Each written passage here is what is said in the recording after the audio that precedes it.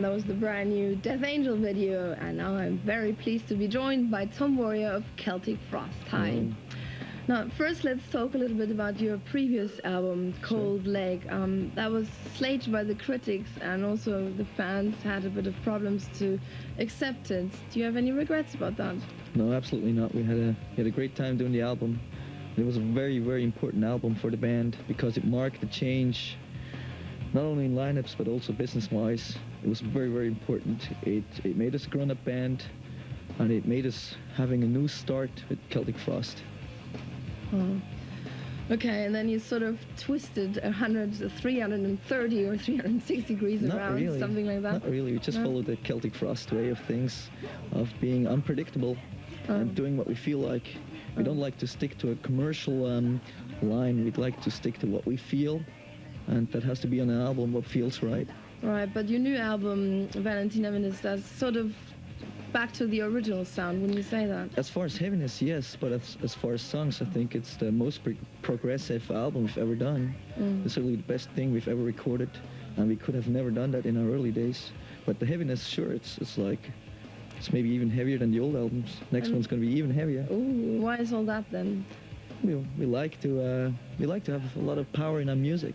As I said before, some of our albums represent a break, a personal break. But this new album is all about power, about what we feel, very personal feelings, and we just needed some more energy. Feel more and more powerful as the years goes on. That's pretty good. Now, what does Vanity Nemesis mean? Vanity Nemesis means almost the same things like the name Celtic Frost. It means vanity stands for mankind's behavior, human behavior on this planet, society and nature and everything. And Nemesis is a possible follow-up to that. It's like Judgment Day almost. It's almost a religious meaning. It's like the claws of Nemesis will come back to us if we carry on like this. Interesting enough. Now, just for a comparison, we're going to watch first an old video, Cherry Orchards, and that's quite interesting because it was the first ever video to be... But now we carry on talking about the new album, Vanity Nemesis. The bassist, Martin Ain, he's back with the band now. Did that have anything to do with sort of your returning to the roots? Yes, no. Martin didn't write any music for the album, but he helped writing lyrics for the album.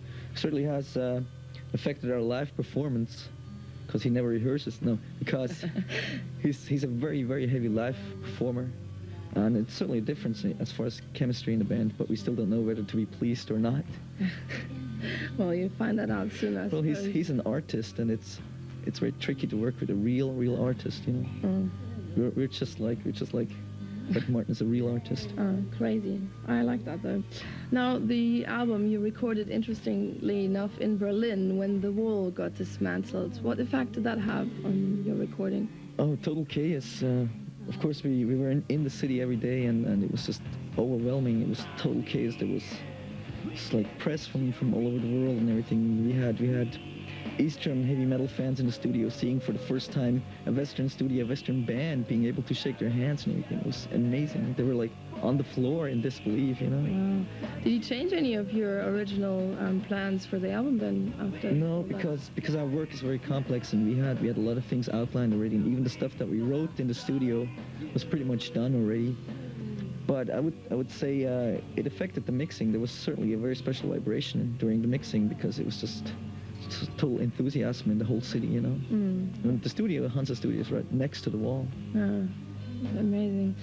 Now, can you name some of the elements that you've introduced to add more depth and contrast to the usual thrash metal sound? Oh, there's a million things that we tried out so far. We had violins, parts of orchestras, we had opera singers, we have female singers on every album.